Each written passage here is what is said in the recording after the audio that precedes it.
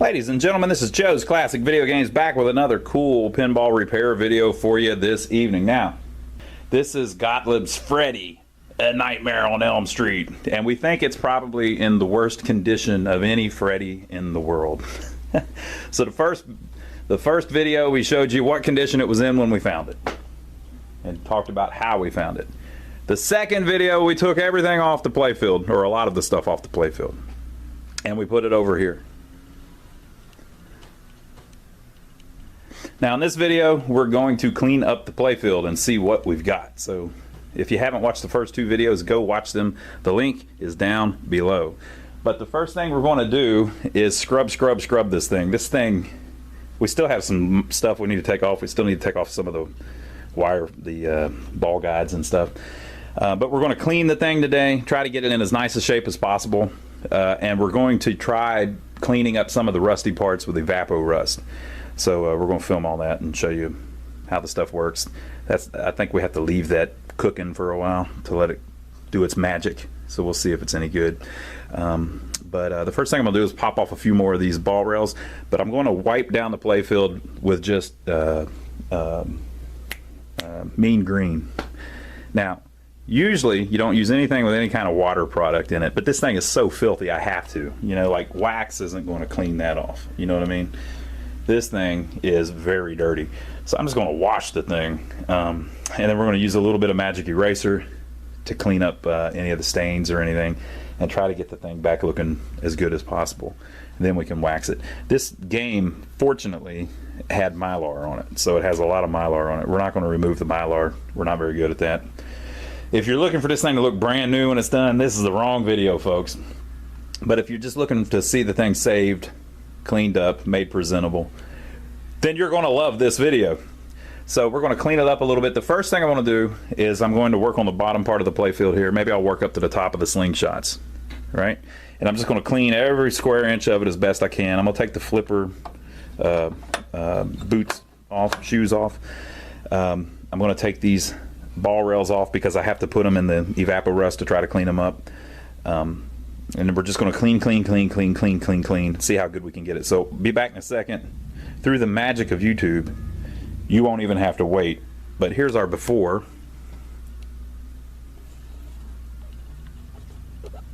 And I will film an after. So this is where we're at. We took everything else off that we could, and even a lot of the mechanics underneath the apron. Man, we're looking pretty good. We've got a couple issues. There's a plate that goes right here that had rusted so badly that it stained the playfield, so we couldn't get that all the way clean, but you can't see that anyway. And we put the stuff in the Evapor Rust, which actually worked pretty good. So a lot of it we cleaned up pretty good with the Evapor Rust, which you'll see here in a second. And the art is cleaning up pretty good, but the main problem with this machine is going to be the mylar. And so we need to talk about mylar a little bit. I'm of the mindset that mylar does not bother me at all. I don't mind if a machine has mylar on it. I usually never take mylar off. And the reason that I don't take mylar off is because it's not easy to do. People say, oh, just take the mylar off. You can freeze it off. So they take like freeze spray and spray it. This whole area here is mylar, by the way. They say, oh, you can freeze it off. And you can on some games. Or they say, hey, you can use a heat gun to take it off, and you can on some games.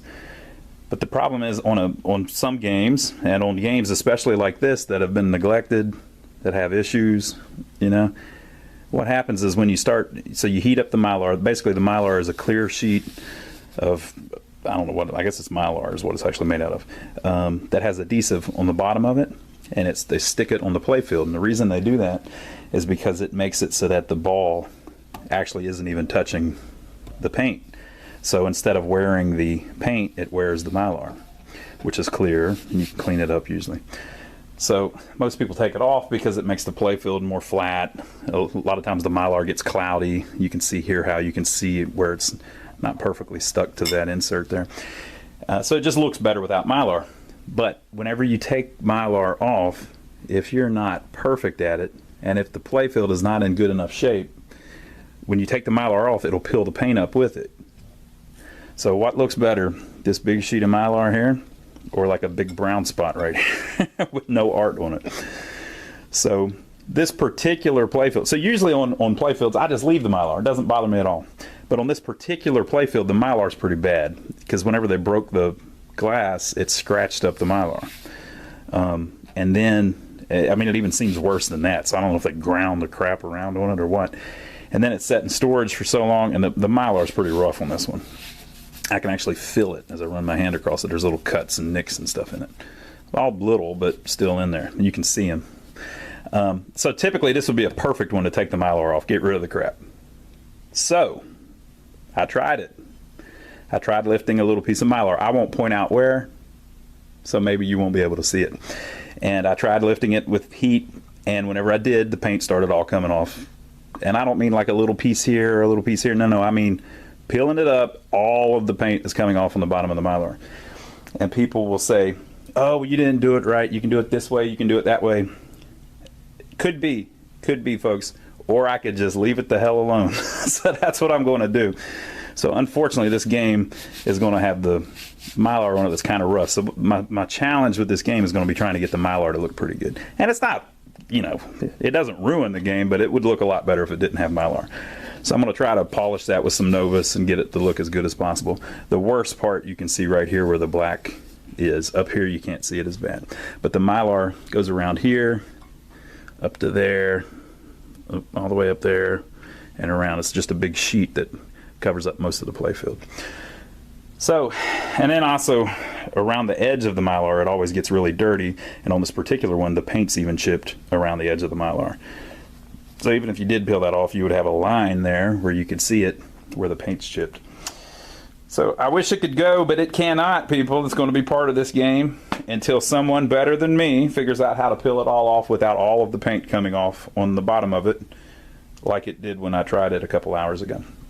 But so with that said, that's going to be the biggest problem. So we've cleaned this up. We've got some wax on the bottom. We're up to about here. You know, we've got some wax on the bottom here, which we can keep working. And it's about time to start putting the stuff back on it that we took out of the evaporust. Now usually I would do the whole playfield at one time, but since this is a little bit newer game, they get more and more complicated, you know. So I've got all that stuff already off of the game, plus stuff we have to order, etc. So I'm going to go ahead and start putting some of it back, just so that we keep the parts down to a minimum, so it's not quite as confusing as it is right now. So I'm going to put a little bit of the parts back, and then I'll move up to here and start cleaning this. We already did a rough cleaning, but cleaning that and waxing it. And then of course we're going to have to work on the mylar some more too after we get a little further along. But it's basically in the center of the playfield, so you can work on that anytime.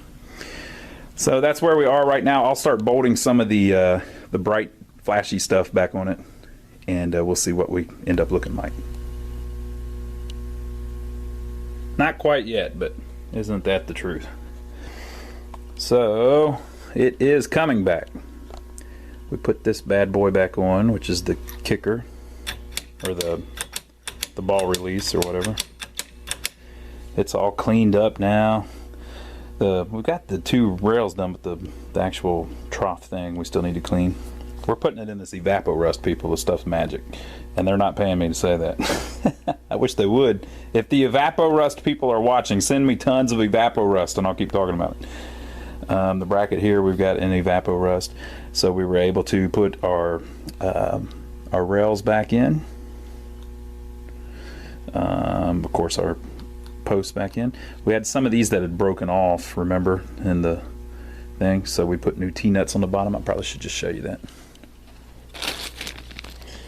T-nuts. These were number 6 T-nuts. And of course had new posts for them. This is the original screw and everything. Of course, new rubber ring. This is of course original. That's original. That's original.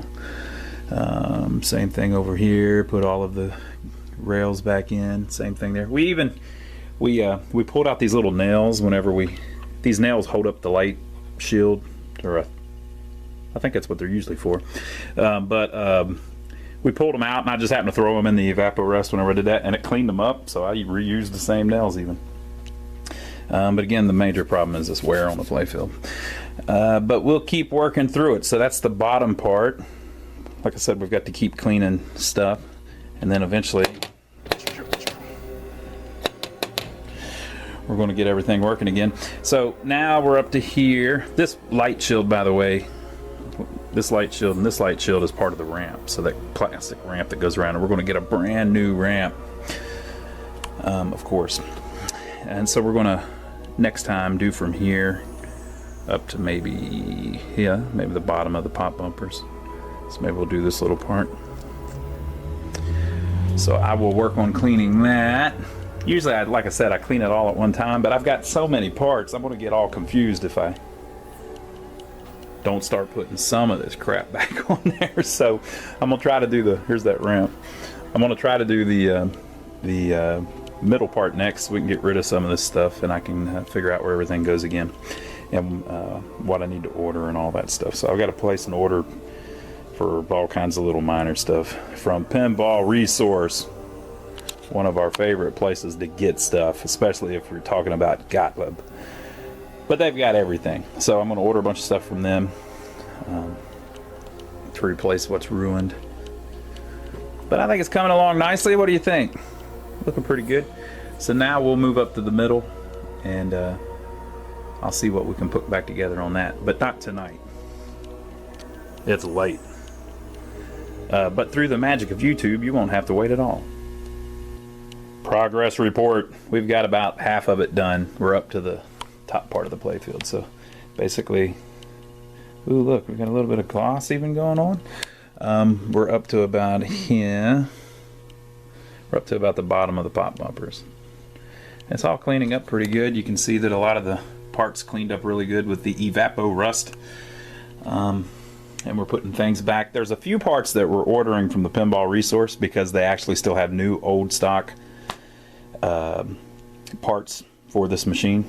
So there's a ball, they call it a flat ball rail. So these are ball rails, and then these flat ones like that are called flat ball rails. And so Pinball Resource bought out Gottlieb back in the day, and they got a bunch of new old stock parts whenever they did. And so they've got some of those flat ball rails, specific ones that go on here. So the one that goes right there, we're getting brand new, people, new old stock. And then there's we're getting a new ramp, new plastic ramp, and a couple other things. So some of the parts we can't put on yet. Oh yeah, there's they call this a ball snubber, a little plate that goes over here, so that whenever the ball hits this, it won't bounce. So we're getting a new plate for that. And I am now up to, I have to clean the top third or so of the playfield. So I'm going to start scrubbing, and we'll see what we can get. But after that, hopefully most of the filth will be gone. So we're a little farther along. We cleaned, so of course we had the bottom 2/3 cleaned, and then we cleaned the top third or so. It was filthy, and took off the rest of the stuff that we could. We left Freddy's jaw just because it's kind of funny. We took off the boiler room door and touched up the paint behind it a little bit, and then we touched up the paint behind that pop bumper a little bit. I didn't film all that because you guys have seen us touch up paint before, and we're not the world's best at it, so that's not really the scope of this video, but you can see it looks much better. And so now we have to wax, and then start putting all of the stuff back. There were also underneath the playfield, well, a couple things. There's been some of the posts have been breaking off inside the T-nuts whenever we take the stuff off. We've probably had 10 of them do it all over the playfield. And so once the post breaks off, you have to knock the T-nut back out of the bottom of the playfield, and then whenever you put the new post in, put a new T-nut in it. I'll try to film some of that here after a while. And then the under Freddy's head, or I suppose it was under his head, I don't know, it might have been out where the ball could get to it, but you may have seen in the earlier part of the video, where you can rewind it if you want, there were a couple screws, probably here and or maybe this one and that one, I don't know. But there were a couple screws where underneath they were sticking up through the playfield an inch. And the reason for that is there's a popper, a ball popper underneath that is the ball that pops the ball. I mean the popper that pops the ball out of Freddy's mouth. And they had ran, it got loose, and they had ran big old screws all the way through the freaking playfield, sticking out of the top. I think I've got them over here. Yeah, these. So the brown rusty part is what was in the playfield, and that much of it was sticking out of the top of the playfield. So we got to figure out a better way to do that. Whenever we put it back on, we'll try to put some bolts in it or something. But it's all cleaning up pretty good. So now we're going to wax this and then start putting the stuff back together. So we put some more stuff back on the playfield. Mr. Freddy is trying to cooperate with us. He must know that we're the only people that's really going to take the time to try to fix this thing. We got our coils back on. Look how well that bracket cleaned up. Got the trough back in. This one back on. Of course, you'd already seen the bottom of the playfield that we had done in the middle. And we started putting some of the stuff back on the top. So we've got the boiler one put back together. And then Freddy's head is coming back together. Look how well those sockets even cleaned up. We put the whole thing in evapor rust. Look how the sockets even were saved. I think those are probably usable now. And then we threw a little gray spray paint on the top of that scoop thing that makes up his throat, I guess. This thing here just cleaned up with the evapor rust.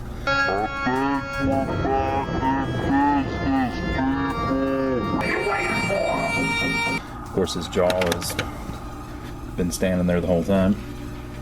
There's a piece that goes over this, so this doesn't really have to look all that great. But yeah, it's getting there. Definitely getting there.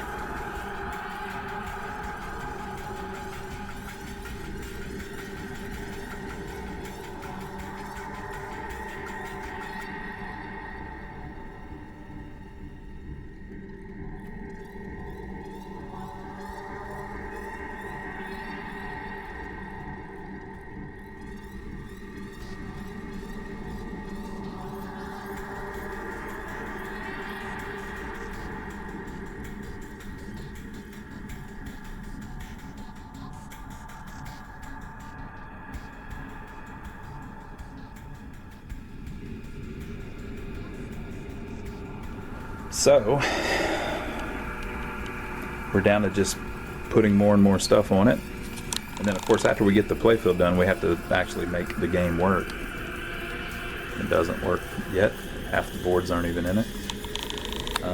But the next thing that we're going to do is we got in a shipment of all of the little parts that we ordered. We still forgot to order a few things, but from our buddies at the Pinball Resource, the best place to buy Gottlieb stuff for sure, and a damn good place to buy pinball stuff, period. So we ordered a bunch of stuff from the Pinball Resource. I'll show you what we got in. So all of our Freddy stuff came in this big huge tube. Look at that thing. It's beautiful. I guess because we ordered rails, side rails, so they had to send it in a big package. So I'll start ripping it open.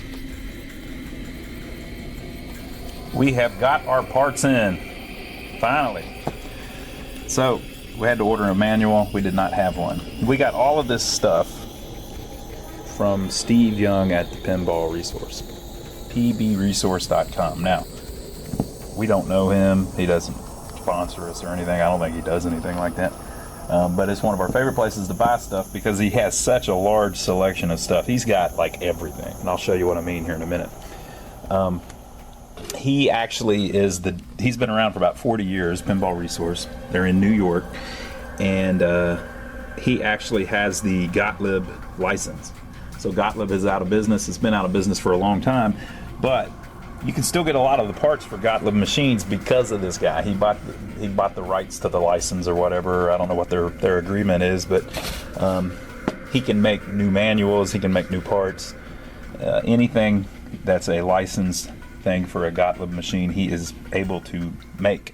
And then on top of that, he's also got a bunch of their new old stock stuff, their stock that they had whenever they went out of business. So this game was made in '94, and you know, in the factory, we'll use these for an example. These are probably actually reproductions, but in the factory they may have made, we'll use the decals for an example. So this is a decal set for the Freddy pinball machine. These may be a reproduction, but I'm pretty sure they're just original stock, you know. So, you know, maybe whenever Gottlieb was making the machine, they had 10,000 of these printed up, or 5,000 of them printed up. And then they only sold 4,000 machines, so they had like an extra 1,000 sets of decals for this game laying around. He's got all that stuff. And it's tons of stuff like, oh, what was that about the plastic ramp being broke? Oh, well, here's a brand new one from the factory that never got used. Here you go. So this place is awesome to buy parts from, because he's got all the new old stock stuff. And for some reason, I don't see as much of the new old stock Williams and Bally stuff all in one place like you can get off of these guys. And it's all very affordable too, you know. So for instance, here's the manual, is 18 bucks. I think if you spend over $100, you get a 10% discount. So we got 10% off everything. So I guess we'll just go with the list price. So the manual is 20 bucks. I'm pretty sure this is a new old stock manual. Not that it really matters, but if it's not, it's a perfect copy of how Gottlieb was making their manuals, and it's got all the schematics and everything in it. So, you know, fantastic. And then, so stuff like this, 30982 flat rail, $6. Now, I don't know which particular one that is, but it's something like this. This is a rail just for the Freddy machine. It only fits in the Freddy machine. It was designed specifically for the machine. I don't know if it's that exact part number, but it's one of these that's like $6. Now check this out. This damn machine is missing this piece that goes right there. You know? So without this piece, I'd be screwed. Now we've got the original one. Let me see if I can find it.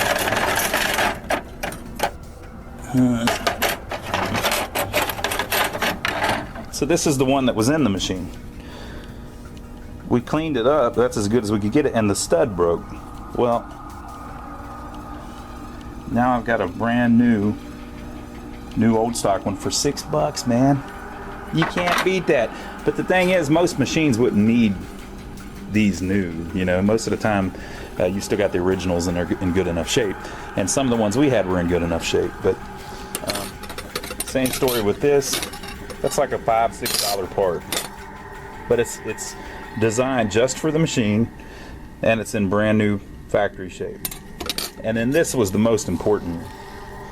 We talked about this in the other video. Look at that thing. Perfect. Now look at ours.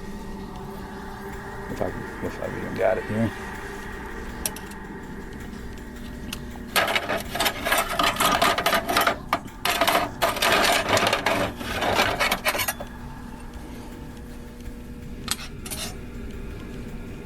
So look at that.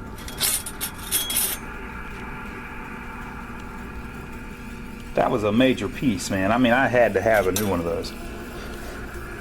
Or I would have had to try to paint it or something. You know, which wouldn't have worked, wouldn't have looked right, and the ball would have wore the paint off. So this is a big deal to me. And this one was like $9 or something. And these are the two little pieces that go over the they call them ball snubbers, I think, so that the ball doesn't fly up and hit the glass. And then he also makes reproduction posts and stuff that are used specifically on Gottliebs. So the screws and things might be just for Gottliebs. And then Gottlieb had these strange little weird rubber bumpers, and he's got them. And it's just the best place to get stuff. brand new drop targets. Most of these places have drop targets, but these are like the perfect, exact drop target. New pop bumper caps. So how much is a brand new pop bumper cap? Let's see here. Pop bumper cap, red. They're $3 each. But then I got 10% off, so they were $2.70 each. Look at that. Flipper bats. Little rebuild kit to rebuild the flippers. So this is awesome. So without the availability of this stuff, we probably wouldn't have been able to get this thing as nice as we're going to try to get it. But there you go. Now he used to have the freaking glove that's broke too, but he doesn't have it. So this is Freddy's neck. These are the souls of the children that he's murdered. Look at that. Boy, that's going to be an ugly game. And here's my hand claw that I've got. So we're going to have to fix this because they don't have the reproduction ones anymore. So we're going to fix the original. Won't be too hard. I'm having to do all kinds of crafts projects on this one. All right, so we're going to get back to the game. We're going to put some of this stuff on the machine. So a little progress report. It's all going back together very nicely. New chrome flat bar rail there. We put the new ball snubber with new decal there. New ball snubber with new decal there.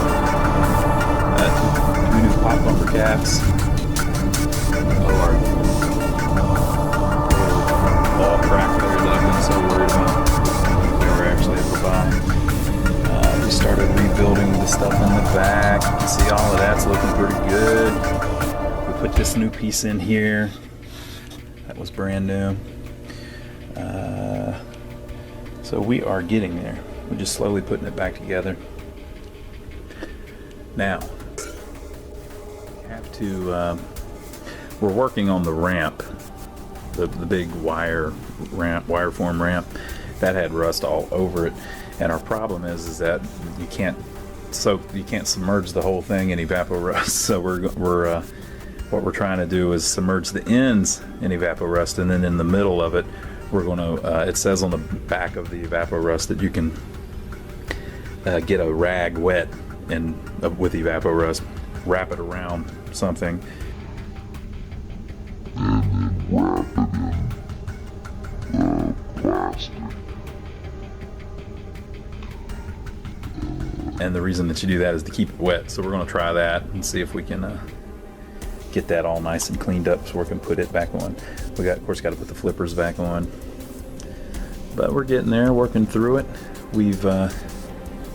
I think I'm going to leave Freddy's head off till the very end, because symbolically that kind of represents how screwed up this thing was whenever we got it. But we have Freddy's head that we will put on eventually. I've been watching the movies too. I've been watching through the movies. The first movie was pretty good. The second movie was called Freddy Returns or something like that. It was pretty good. Kid moves into the same house, a bunch of stuff goes down. The third movie was the famous Dream Warriors. You can see they even mention it there. Dream Warriors. Pretty good movie. I like that one. That one was pretty good. So at the end of the third movie, they bury Freddy's bones in a junkyard. So that's what this is. You see the little kids from the early movies. Now, and this is from the Dream Warriors. There's a famous scene where his head comes out of the top of a TV and he kills one of the girls in it. This is from the Dream Warriors. There's a scene where they're pulled into mirrors in a hallway. The only thing I can't figure out, is what's going on up here. Like the way it's got this, the art has this melting kind of metallic thing. I don't know what movie that's from. I haven't figured that out yet. This came out in '94. So the fourth movie, I don't see anything on the playfield from the fourth movie. Now there's a lot of chains and things, and they started, making a big deal out of the chains where you were more in his like boiler room and the dream world in the fourth and the fifth movies. So maybe the chains are from the fourth movie. I don't know. And then the this part here, the skeleton, is also from the third movie. And this right here, the accident, the Freddy driving the bus, that's from the beginning of the fifth movie. So it's in there. I don't see hardly anything from the fourth movie though, and I haven't seen anything yet from Wes Craven's New Nightmare, which was from 1994, which is the same year that this pinball was made. I don't see anything from the new Nightmare movie. So it's mainly based on all the first three movies, it appears. So we have to work on our new plastic ramp. We have to figure out how to. There's a piece that rivets to it. We have to figure that out. If that's necessary. If I don't have to rivet it, I might not actually put the rivets in it, but we'll look in that. Of course, we still have to do his head. We're going to have to fix his glove. We're going to have to make the Elm Street house. And of course, we got a few more parts to put on the machine, but all in all, we are getting there. We also have new rails that we're going to put on it, so we have to do that pretty soon. But we're getting there, so we'll keep putting stuff on the playfield. Here's what we've got left, I guess. Not much. Almost all of it went back. So maybe next we'll work under the playfield and do the subway and the vertical up kicker. There's the little support that holds up the plastic ramp that I was talking about. This is Freddy's neck skin. Ugh. Maybe we'll do that next. Let me do that next, and then we'll film that because it'll look kind of cool. So this is Freddy's neck in the first few movies. I guess it goes in all of them, but in maybe the second one or the third movie, he starts revealing that he consumes the souls of all the people that he kills in their dreams. So he pulls back his shirt, and whenever his sweater, and whenever he does, there's all of these disturbed souls trapped inside underneath the skin. So this works as his neck in the game. It's crazy. This is a little bracket that holds it. And then this is the original one. Look at that. I don't know what happened to it, man. Look at that. It looks like it's been in a fire. Just like he was. What's up with that? I mean, why is that thing that screwed up? Man, that's pretty wild. This little bracket goes right here in front of him. That. And then the rubber thing wraps around these targets. So if you've got one and you've got these four targets, it's not supposed to be like that. There's a little rubber thing that goes on his neck. Yeah. So I'm going to put the bracket together, and then we'll put his neck back together. So this is what you end up with. You put the bracket in it. You make two little holes in the back, like was on the original.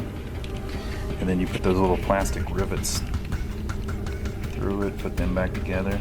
And basically there's a lot of extra room in it because it has to slide over those switches. So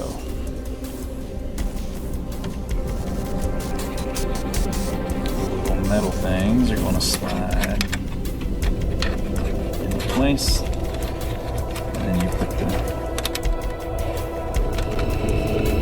thing over the switches. So now it's kind of loose, so you can still hit the switches. But it makes it more finished. And then there's a little piece. There's a plate. This is supposed to be black. We cleaned it all up and all the old paint came. But this, after we repaint it, will be black. It sits on top. Attaches with two screws.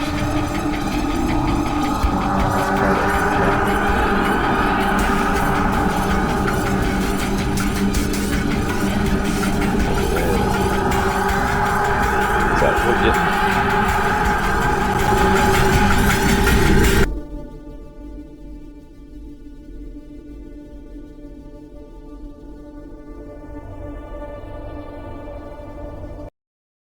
The first thing that we need to do is we're just going to, if you looked at our other videos, you probably saw that this thing is in kind of unknown condition and some of the boards are missing out of it, etc., etc. But we've tracked all those down and we're going to put it all back together. So the first thing that we need to check is this power supply that's in the bottom. So basically the power comes in, the way we always work through them is you just start at the wall. So the power comes in from the wall and it runs into this power supply, runs from here to another power supply in the back box, runs to the CPU board, the displays, and all of that.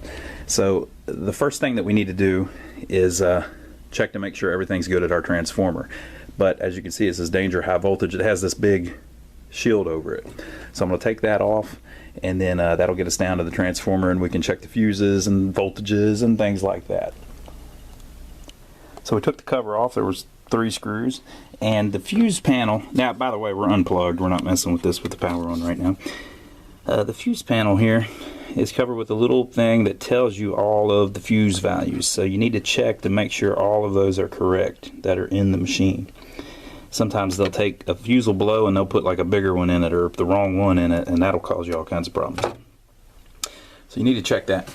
On this particular game, they're all right, and they're all still, none of them are blown. So that, you know, kind of gives you a clue to what kind of condition it was in whenever they started taking parts off of it.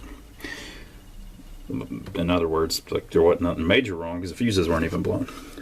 There's 2 filter capacitors over here. Sometimes you need to change those. If you start getting problems where it's resetting and things, you might have a problem with that. And then there's 3 bridge rectifiers here. So basically it turns the AC voltage into DC voltage. And usually if one of these is bad, you'll have a blown fuse. But you can check these on the side of the bridge rectifier. There'll be a positive and a negative, and then 2 AC lines. So what you do is on the positive, you put the negative lead of your meter and you set it on diode check, and then you put the positive lead of your meter on both of the AC lines alternately, and see if you get between 0.4 and 0.6 voltage drop. And if you do, everything's good. And then you put the negative lead on the positive side, and then do the same thing. Put the positive lead on the AC, and see what you get. So basically, where the negative is marked on the bridge rectifier, you put the positive lead, and then use the other lead to check the 2 AC lines. And where the positive is marked on the bridge rectifier, you put the negative lead, and then use the positive lead to check both sides of the AC. And you should get between 0.4 and 0.6 on all of those measurements. So basically, you're just checking it like a diode, because that's all it is. A bridge rectifier is just 4 diodes in a row. If you look in the schematics, you can kind of tell by the way they've got it drawn in there. And all of these are fine. I checked all of them, so no problems there. So basically, we don't have any problems on the bottom transformer other than the ground issue. Now on the back of a System 3, you can see where all of those plugs go into that little green board. That's all of the grounds from everything on the game. The boards, the solenoids, all of the grounds come back down to this power supply, which is a pretty good design, but it's not really all that great of a connection. So you run into problems sometimes where one of the wires will not be making good contact, and it'll make the game lock up, or a coil lock on, or all that kind of stuff. So there's various ways that people fix that. What I usually do is I just clean it up and put it back how it was, and just make sure everything's making good connection. Some people tie all the wires together, or they move all the wires and bolt them to the frame or whatever. On the System 3s, I haven't had all that much trouble with them. I just clean the connector, I look at the back of it and make sure that everything's connected well. If it needs solder reflowed, or if there's a bad connection, I'll redo it. But on the System 3 stuff, I haven't had too much trouble. So we're going to clean up the cover and put it back on. But now that we know the voltages that there's nothing damaged with it, we can turn it back on and actually check the voltages and make sure that we're getting what we're supposed to get out of the power supply. So to do that, we're going to grab the schematics. So in the schematics, it tells you every little voltage on every little wire. This is the transformer, and so there's tons of voltages coming off the transformer. There's 95 volt AC. I tested that, it's there. There is 12.6 volt AC. I tested that, it's there. There's 58 volts AC. I tested that, and it's there. Oh, and by the way, almost all of these are a little high. So like my 58 is like 65. My 95 is like 106. So most of this is non-regulated, so it's not that important. There's a 12 volt. That's really high. That thing is like 20 or 18, something like that. But I think it's because there's no load hooked to it. The 20 volt is like 24 volts. The 48 volts is there. The 6 volts is there, which you can tell real easy because all of the Playfield lights are on. So all of my voltages are there. And whenever you get over here, now we're in the back box. And of course the voltages are coming from the transformer up to the back box. Everything's there. The only thing that I'm missing is, of course, I don't have the 5 volt because the power supply had not been put in the game. So the power supply is actually missing out of the game. That's one of the boards that's gone. And it goes right there in the center. So what I'm going to do is I'm going to, we've got a power supply, so I'm going to put it on the bench. We'll check it out and see if everything looks good on it. And then we'll pop it in there. So this is Freddy's main power supply. This is what makes everything work. You can actually see there's still a piece of glass stuck in it because we had this down in the, we bought this years ago knowing that it was missing out of the game. We put it down in the bottom of the Playfield and a piece of glass fell on it whenever we were cleaning it all up. But this is what's going to make him work. These are actually very inexpensive. You can buy these used cheap, like 30 bucks or something like that. I don't know if anybody's ever made a reproduction one, but there's really not much to it. It's just a big heat sink and a little board with a couple connectors on it. So there's a connector down here where the power comes in, and then if you look, there's one little tiny cheap capacitor above it, and then there's this big heat sink and one transistor, an LM338K, which is going to be like a power transistor. And then up here at the top, you've got a resistor, a potentiometer, a resistor, and a capacitor, and then another connector, which is all the voltages going out. Now, the problem with these boards, these power supplies, is that little potentiometer right there, R3. That's used to change the voltage. So like if you put it in and your voltage is 4.9, it's supposed to be 5 volts. This power supply, all it does is make 5 volts. It's supposed to be 5 volts. You can turn that little knob and make it higher. But what happens is that's a cheap little pot and they go bad all the time. So over the years they get like dirt in them and bad spots to where they don't work right. So instead of having 5 volts, you'll have 0 volts, or it'll be really low, or worse yet, it'll go high, you know. So what you need to do is replace that pot. I think it's a 1K pot. Let's see if I can read it. No, it's a 500 ohm pot. See it right there? So you need to replace that pot with something newer and it will make it work better. Usually the transistor's fine and the connectors are fine, but you might want to resolder the connectors on the back. So I'm going to resolder that. I'm going to test the transistor to see if it's all right. And I'm going to replace the pot, and that should make it very usable and ready to go. So we'll do a little bit of that and then we'll throw it back up in the machine and we'll see if we're getting 5 volts out of the top of it. Alright, so we popped it back in. There's a couple screws missing. We need to find a couple screws for it, but the other 2 are in there. And I've got the probe on the 5 volt, and then I'm going to put it on the ground down here. You can see we've got it adjusted to 5.11 volts. That thing is very touchy. You can adjust that up to like 9 volts. Crazy. But none of the boards are hooked up. I noticed the output isn't coming out, so none of the 5 volts is going to anything yet. So once we hook that up, we're probably going to have to raise that up again once we plug it in, because once it has a load on it, it'll draw that down. But we've got the 12 volts going in the bottom, and we've got 5.1 volts coming out of the top. That's exactly what we want. This is the auxiliary power supply up here, which runs some of the stuff for the sound. So usually it's not that big of a deal, but we'll check those too. So we've got the CPU here. Have no clue if it works. There's another board that goes up here that runs the display, but it also helps the CPU work. So without that board, you can't get anything going on. And then over here is the driver board, which kind of runs all the solenoids and stuff. So we're going to leave it out for now, just because if there's problems on that board, it'll make some of the coils lock on and things like that. But I think we are ready to. I think what I'll do is I'll plug the 5 volts in, of course turn off the machine, plug the 5 volts in, and then check it again and make sure we're still at 5 volts. Turn it up if I need to get it at 5 volts, which will give us voltage on this CPU board.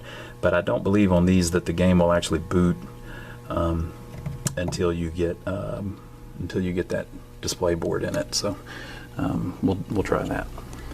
All right, so I turned it back on after I hooked up the 5 volts. And checked it, and it stayed where it was. It's at 5.09 now, so it went down just barely, but that's fine.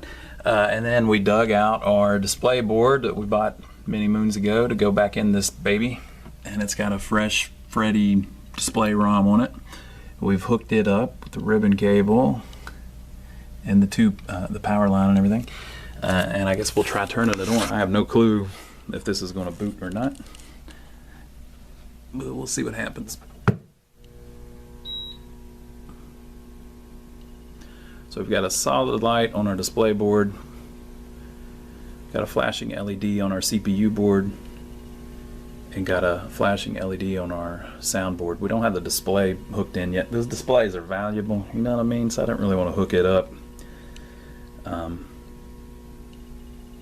I guess we have to kind of tell if the game's running. Without the driver board, you can't really see anything. I need to look up, I think see that LED on the CPU? It's stopping, so I think it's flashing 6 times and then stopping. So I'll check that out. I'm gonna look online and see if I can figure out what the flash codes are like and what we're supposed to be getting. I don't know if we're supposed to have a solid LED on the display board or not. So let me do some research. Okay, folks, so I looked online, and this light blinking on the soundboard is what it's supposed to do. This light blinking on the soundboard is what it's supposed to do. The light blinking on the CPU and then stopping and then blinking and then stopping means it's not booting all the way. And it needs this board to boot like we were talking about. The light being solid on this board means this board isn't booting. So usually their problem is this U8G PROM chip up here, which is this custom chip that's got a bunch of goodies inside of it. So that chip will make that light lock on. So I just so happen to have another Gottlieb System 3 board, and so I stole their U8G chip out. It's the same for all the System 3 ones. It's not for a specific game. So stole that chip, swapped it, and check this. Oh, and I put the display on it, obviously. All right, you can see that they're all blinking. The display is talking to us, so that's what we're supposed to get. That top soundboard is not blinking; it's not coming on, so we might still have a problem there. But the game is trying to come up, so we're on to our next little deal. I'll do some research on that auxiliary soundboard up there and see if there's a reason for the season for it not blinking. It almost looks like there's a chip missing. Something's missing there. I need to see what that is. I wonder if that's... I don't know. I'll have to see what that's all about. It's got the Freddy ROMs in it too. Not so sure, but it looks like the game is trying to boot up. It just can't because we still got the playfield about halfway assembled. So of course it doesn't have all of the balls in the playfield that it wants. It says tilt switch closed, all credits closed, something like that. I don't know. I guess maybe it's complaining about the front door being open. Let's see if we can go into the test mode. No. Alright, so I might have to mess with that and figure out what's going on. tilt switch closed. But I'll clean off the display so we can see it a little better, and I'll do some research on that top auxiliary soundboard. Maybe we can get Freddy to start talking to us.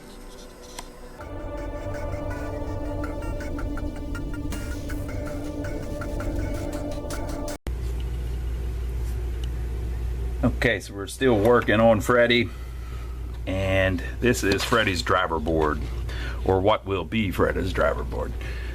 I don't remember what game we got this out of, but it was whichever one is Premiere number 734. But we were missing the one out of the Freddy. This particular one had, one of the chips had burnt up and it put a bunch of smoke on the board, which we were thinking, hey, that's perfect for Freddy, right? You can see on the back it had burned up, put some smoke on that too. So what I just did was I took all the stuff off this area. Someone had repaired it before, but it was a little sloppier than even this. And I cleaned this as best I could with rubbing alcohol and a magic eraser. I couldn't get all of it off because down here it's actually, the board's actually burnt. Some of this was just smoke damage. And then the same thing on the front. It's actually burnt where the transistor goes into the board, but this was just smoke damage, so I was able to clean up some of that. And then I put a new resistor in because the one that was in there, I wonder if it's still here. Yeah, here we go. This is the resistor that was in it. It was actually still fine, but it was all burnt up and ugly looking. And you know, we can't have that in our Freddy. And then the capacitor was the same thing. Let's see if I can find it. Yeah, it's right here. The capacitor was all charred too. And so we put a new capacitor on it. So we got those looking good. This transistor was already in there and it looks fine. It was somebody's replacement. And so we've got all of them. There's two of them missing though, Q4 and Q5. So we're going to replace those. Those are, according to the schematics, they are all 12N 10Ls. So I actually have some of those. So we're going to put those in too. And then I'm going to check all of them. So the way you can check on things like this, it's real easy. Whenever you've got like a whole bunch of them in a row like this, you can check them with a multimeter real easy because you can just compare them, you know. So I've set my multimeter on diode check. Let me see if you can see that well. Well, if I put it there, you can probably see it. There you go. That'll work, won't it? Okay, and so when you're on diode check, basically what the meter is doing is it sends a little bit, I'm no expert, so this isn't going to be the scientific explanation. This is just the layman's terms because that's all I understand. This red probe sends a little bit of power through whatever you touch, and then this black probe picks it up. And so if you touch them together, you get 0 because it's a dead short. And it's the same thing with the resistance. If you touch them together, you get very low resistance because it's a dead short. The reason I'm getting 0.2 ohms resistance is because the meter isn't perfectly calibrated. You're supposed to send these off if you're doing things that are like very precise. You're supposed to send these off and have them calibrated every once in a while. But 0.2 is close enough for me, especially if I just subtract 0.2 from everything. Anyway, I digress. So you put it on diode check, and this is for any diodes or transistors, right? And so you're going to put this red probe on one of the legs of the transistor, and then the black probe on another leg of the transistor, and see what happens. You should never get like a dead short between two legs. So if you've got a transistor or a diode that's screwed up, a lot of times it can do two things. It can either short internally to where things are touching that shouldn't be, they're allowing power through that shouldn't be, or it can be open where they're not allowing power through that should be. So I'll just show you real quick. So since we've got all these in a row, it's real easy to find a bad one because you find one that's just different from the other ones. And so we'll start with this one because it's a little more in camera. I'm putting the red lead on the middle one, and then all of these transistors have 3 legs. So you can see that's what we're looking at on the bottom. So everywhere there's 3 legs, it's a transistor. So we're going to take this red probe, put it on the middle, and then see if we pick up that power with the black one on the bottom lead, and you don't. And on the top one, you don't. So you should get that on every transistor. Like, that should not be connected on any of them. And I don't even know how it's supposed to be. All I'm doing is just checking them all against each other. They're all the same. So if I find one where it's testing differently, then I know that one's bad. The reason it just did that is because I touched them for a second. So then you reverse them. So now I'm going to put the one that receives the power, the ground one, on the middle one, and the red one on the bottom one. And you see I get 0.514. And then if I do it on the top, I get 1.7, right? So the magic number, whenever you're doing diode checks or transistor checks, is between 0.4 and 0.6. And I don't completely understand it, but I think what that's measuring is the voltage drop. So it sends, we'll just say 1. Again, this is layman's terms. I'm sure I don't have this scientifically right.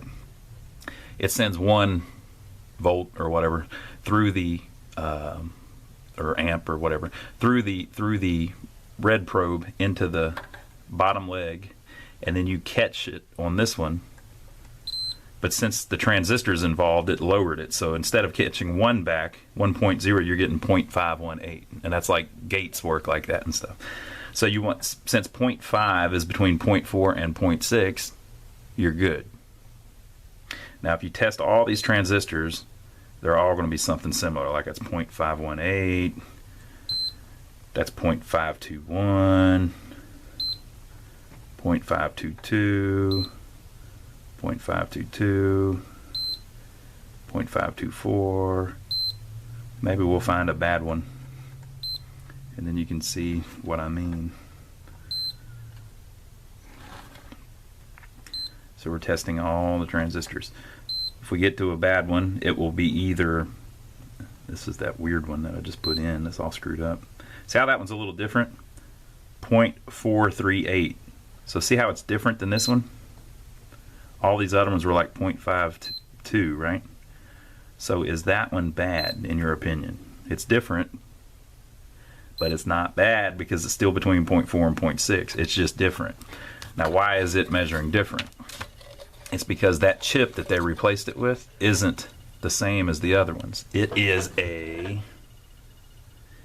ECG 2987, whatever the hell that is, which isn't what 12NTL is. And then on the end, some of these are TRL 530 on the board from the factory, right? And then down here I noticed they were even different. They're BUZ 72Ls. So what's all that mean? Well, these are probably all, many of them have never even been unsoldered, so you can pretty much bet the bank on it. These are just substitutes. They're equivalent to the 12NTL. And so whenever this one burned up and the operator replaced it, we're going to assume, which may be dangerous, but we're going to assume that he found that this chip was the same type of chip and that it would work, this transistor. So even though it's compatible, it measures a little different because it's made by a different maker. It's actually a slightly different chip with different characteristics.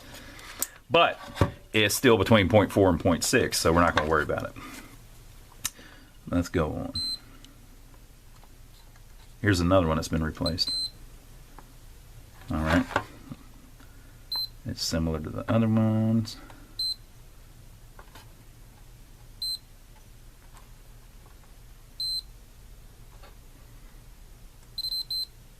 And the only reason I'm doing all this is because I'm just checking it while I've got it out of the game, just in case there's something obviously wrong with it. Like, why is this board out of a machine? This didn't come with the Freddy, this was in something else. And I don't know why it's not in a game. Like, see, look, here's another one, it's 0.431, but that's still between 0.4 and 0.6. Sometimes if you get one that's borderline too, like if you're at 0.71, that seems like it's a little high, but it's real close, you know.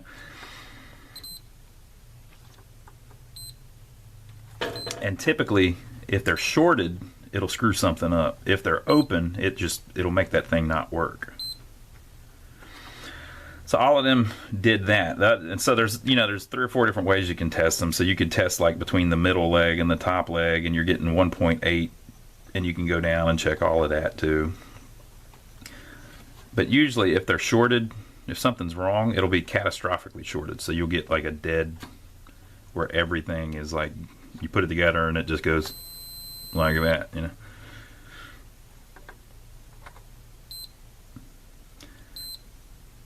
So here we go again with this. That particular one, instead of being open, 1.8, is giving us a measurement of 0.5. So that's completely different, you know. Like all these other ones, it's open. So open defined as above 0.6. There's no internal connection, you know. But on that one that they replaced, there is. So I'm telling you what, I'm going to replace it because I've got the correct part. And I don't like that it's that far off on that part. So just so you see what I'm saying, this one here is one of the original ones, and it measures between the middle one and the top one 1.8, and they're all like that, which is nowhere near 0.4 to 0.6. There's no gate involved there, you know. But this one, whenever you do it, now see how the legs are in weird spots, so I have to kind of be careful, but it's giving me 0.5. That's nowhere near 1.8, so I'm going to swap that chip just because I have them. Why not? While I got the thing out. And you know, you're better off if you put them back to whatever it's supposed to be anyway. But let's check and see if any of the other ones are like that. Now whenever it's doing stuff like that too, it's possible that it could be something on the board that chip connects to. Like, see, check this out. Okay, here's another one.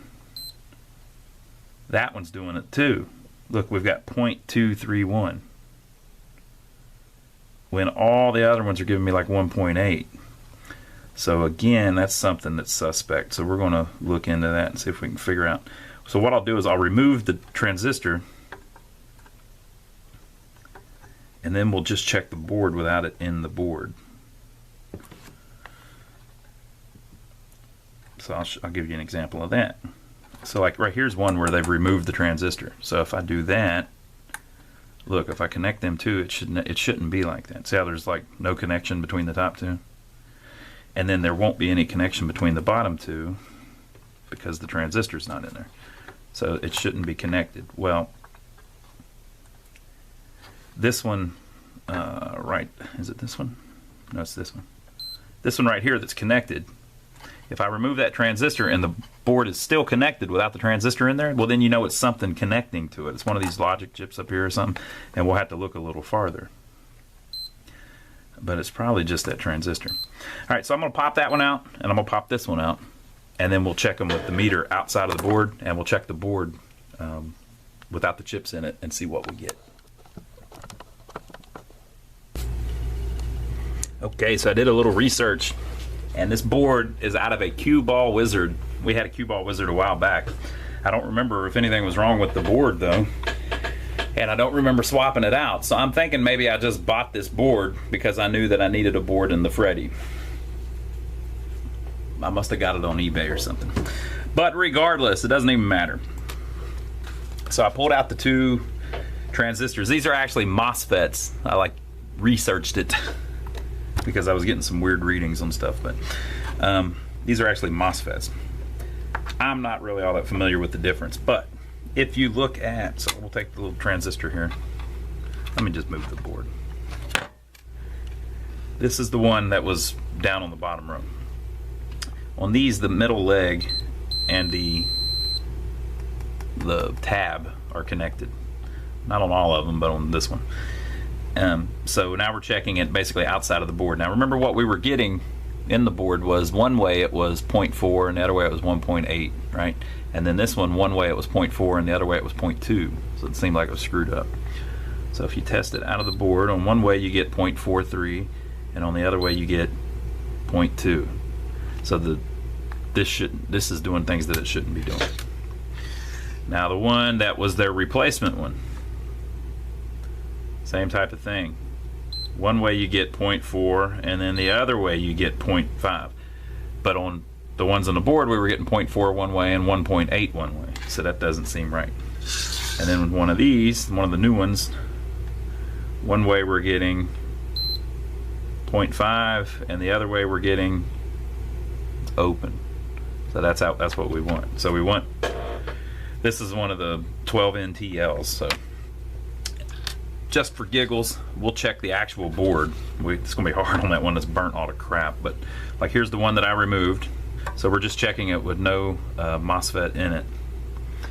And our problem was this top one. We were getting 0.2 and now we don't. So we're good.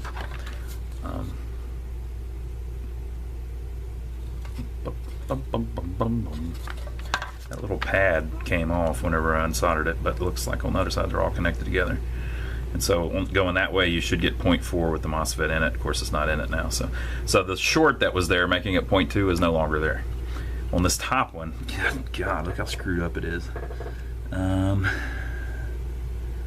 So the trace coming from the bottom is the middle one. So that's the middle trace. And then the bottom one is connected to all of the bottom ones. It's not anymore.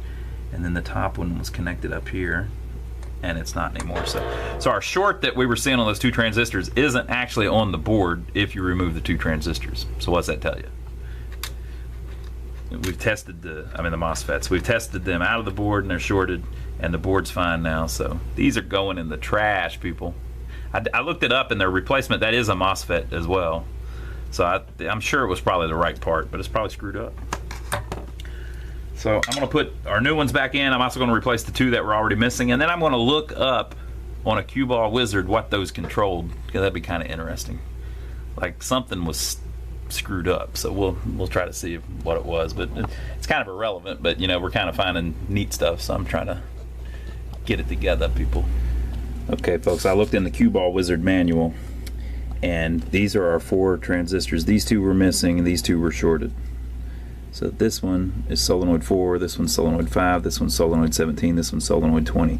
And in the cue ball wizard manual, this one is the left kicking rubber, this one's the right kicking rubber. The kicking rubbers are the slingshots down at near the flippers. So those 2 were missing. So I don't know why they had pulled them out. Some of these Gottlibs, I can't remember if it's System 3 or not, but some of these Gottlibs you could turn off the kicking rubbers. I don't know why you would want to do that, but they had that set up on some of them. And then Q18 was a flasher, and this one that's completely burnt up, that burnt a hole in the board, that one was a flasher too. So this is Freddy, and on the Freddy one, solenoid 4 is the left kicking target.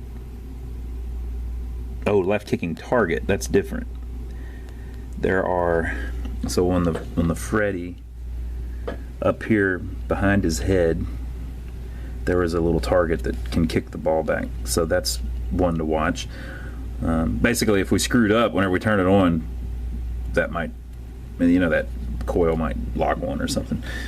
Solenoid 5 is the right kicking target, right? Which is up here at the top near the boiler room. Same thing.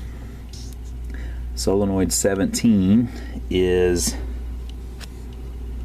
so it says glove flipper number 67 2, and light box 2 number 904. So basically over here by his glove there is a flash bulb there and there, and then there's 1 or 2 in the back box as well. And then solenoid 20 are the 2 flashers in Freddy's head. And then one of the flashers in the light box. Alright. So if Freddy's head starts doing crazy stuff, we'll know that it's the driver board. So this driver board, the reason that I'm showing this is because, that I'm showing the driver board specifically, is because on a System 3, they put all of the stuff on this board. So this board is basically the interface between the game and all of the everything cool on the game. So all of the coils, let me find the schematics and I'll show you what I'm talking about. Yeah, here we go. The driver board drives everything. All right. So you can see there is a connector. These are all of the solenoids. Solenoid, solenoid, solenoid, solenoid. So all of the flash bulbs, all of the flippers, all of the anything that moves on the playfield, the driver board runs. So without that, you can't tell what's going on. And then you've also got over here, all of the lights also come off of the driver board. I wonder where the switches plug in. I guess the switches plug in on the control board. Let's see if that's right, or if it's on the driver board too. Up, up, up, up, up, up. We're just looking here, people. We're just looking. Data bus, address bus. These are the return lines up there. I believe that's the switches, or at least the returns for the switches. So, now wait a minute. These may be the switches too. I think they are. Am I right about that? Which would be these up here. So I believe, I may be wrong, don't take this as gospel, but I believe the driver board, you can see our new, look at our beautiful new transistors, MOSFETs. I believe the driver board does all of the switches, all of the lights, and all of the coils. So without this driver board, nothing happens. And as you saw in the game, nothing's happening yet because it can't, it can't interface with any of the games. So I think we've got this ready to go, folks. We're going to go pop it in, and then we're going to see if Freddy will come back to life for us. So we mounted it back in. You can see it looks right at home in there, doesn't it? So as you saw, we did the power board. Still need our 2 screws. Power board, I actually ordered those, they're on the way. Power board, the CPU board, the display board. You saw we got the picture on the DMD, we cleaned it up a little bit. We had a light blinking on this soundboard but didn't have a light blinking on this soundboard. And now we put the driver board in. So let's see what happens.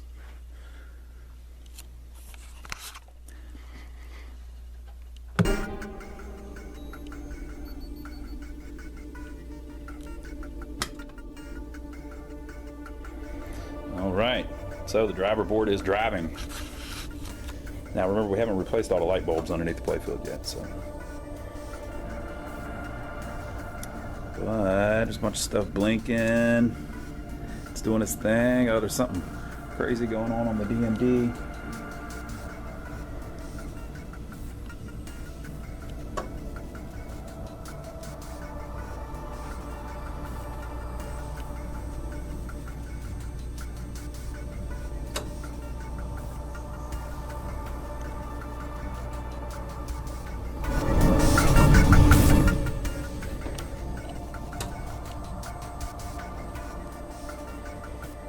Okay, so I'm gonna figure out how to test the soundboard. See if we can get him to talk to us. So we're not getting any sound, and one of the things I don't like is that this potentiometer here doesn't look right to me. I don't think that's original. Maybe it is, but I don't, who knows, people? So if you look in the manual, this is the board, and they say that potentiometer is a 10k ohm 15 watt potentiometer. So I'm going to measure it to see if it's working. That's next. Okay, so we're going to measure it. See if I can get this where you can see it. So this is the pot, and it's supposed to be 10k ohms. So between the 2 outside legs you should have 10k ohms. So you see one of the outside legs connects over to here, and one of them connects to here. So we'll measure it there just to make sure our connections are good. So we got 10k ohms between the 2 outside pins. And then I've got it set about in the middle. And so between each outside leg and the middle leg, there should be about 5K ohms. And that's about 5K ohms. And then going this way, that's about 5K ohms. So that pot is perfectly fine. So that has nothing to do with our sound not working. So I'm going to plug it back in. All right, I figured it out why we've got no sound. If you look, there's a ribbon cable that goes from the display board to the CPU, the display controller board. We've got that. There's a ribbon cable that goes from the display board to the control board. We've got that. There's a ribbon cable that goes from the control board to the driver board. We've got that. But there's also a ribbon cable that goes from the sound board to the auxiliary sound board. And if you look in the machine, remember I was talking about that socket looking weird? There's another one right there. There's a cable that goes between them. And it's missing. Ah! So I'm going to look and see if I've got anything like that, and if I don't, I'll have to order it. Okay, I found a ribbon cable and put it on, and we are now getting a flashing light.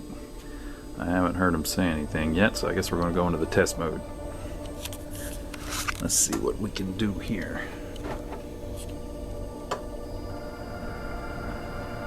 Left flipper to step, right flipper to... Okay. I think I can go through all these to a sound test at the end. So here we go. Might be really loud.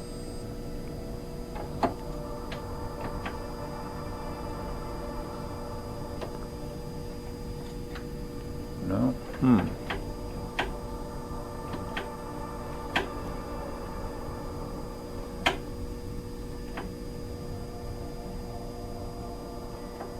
But no, I'm hearing something. Let's get closer to the speakers.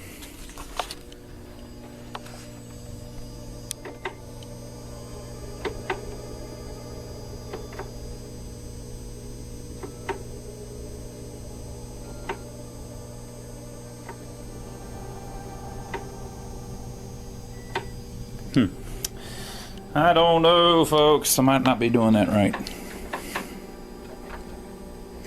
Alright, I'm going to do some more research and figure out what I'm doing wrong.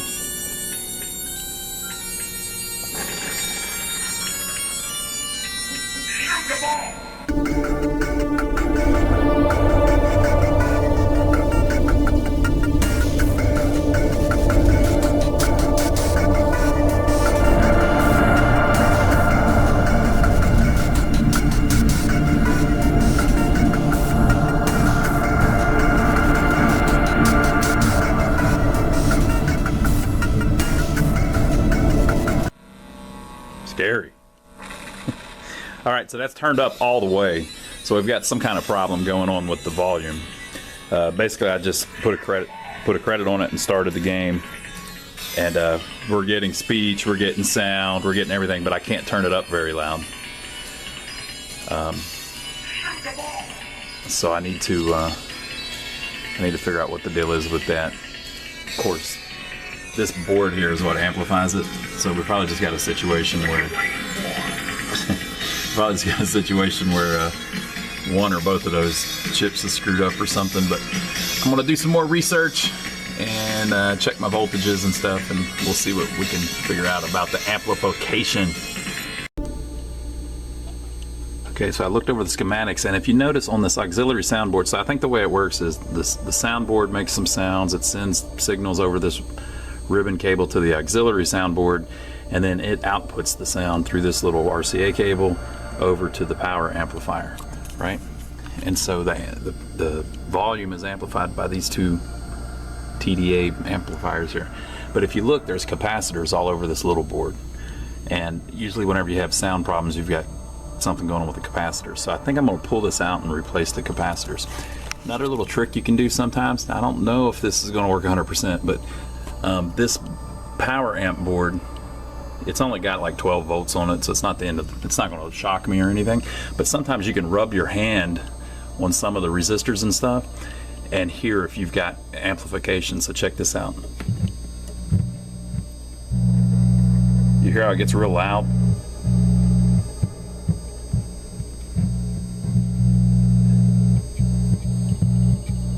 So I should at least be getting sound that loud, you know. So I think something's going on with this board sending the power over. So I'm going to, but everything's there. It's just real low. So I mean, it still could be these, but it kind of, how come I'm not getting sound that loud out of those? They're making that sound from just me putting some interference in it. So I'm going to take this out and I'm going to recap it. That's going to be our next part of the journey. So this is the auxiliary soundboard. Here's where that ribbon cable plugged in we were talking about, right? So we can look at the schematics here somewhere. Where are they? If I can find them. And we can kind of see how they work. So this is the schematics for it. Now, this is the auxiliary power supply that amplifies everything. And the way it makes the soundboards work is with this negative 12 and this positive 12, this negative 12 and this positive 12 that it makes. All of that's there, so all the power things are right. And if you look right here, you get an audio in, and you get it in through this jack here that we were talking about. So that's where the audio comes in, and it connects to him, and this is how it amplifies it, right? And remember, if I'm rubbing my finger on it, it's making a buzzing noise and stuff, which leads me to believe that maybe it's before this, right? So on the if you look at this RCA jack, see how it has this little turnaround line here that comes in on P1? I think that's coming in from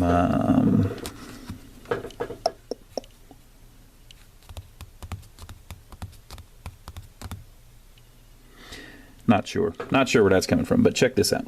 This is the auxiliary soundboard that we're messing with, and this is the RCA jack where it sends it out. Now before it sends it out, it runs through a couple of those capacitors like I was talking about. So see, right before it sends it out, it runs through a capacitor. And just before that, it runs through this U13 chip, which is an op amp, they call it, operational amplifier. Them things go bad a lot, so it might be this chip. But look at this. Coming into this chip is this line right here with this cap on it that they are calling the VCA control, right? Well, the VCA control, if you look in the other part of the manual, it tells you how everything works. And when it's talking about the auxiliary soundboard, it says the output of the main summing amplifier U11.7 is input to a voltage controlled amplifier VCA, which is U13. The volume is controlled by a potentiometer located just inside the front door of the game. The potentiometer acts as a resistor divider which supplies a 0 to 5 volt signal to the VCA at U13 pin 2. The output of the VCA is then sent to auxiliary power supply A5 for amplification. So that chip is what controls the volume. So it could be that the amplification is messed up on the auxiliary power supply, or it could be that that chip isn't right, because that's how you turn it up and down with the that's how you turn it up and down at the coin door. So that's kind of what I'm thinking is going on. So I replaced a couple of those caps around this chip, everything around it, all of the, like that cap, that cap, that cap, and that cap, and we'll pop it back in and see if that changed anything. And then I might be able to tell by trying to turn the volume up and down. If I can turn the volume up and down, then maybe that chip's doing what it's supposed to do. But if I can't, then that would kind of point towards that. I don't have that chip though. It's this chip right here that we're talking about.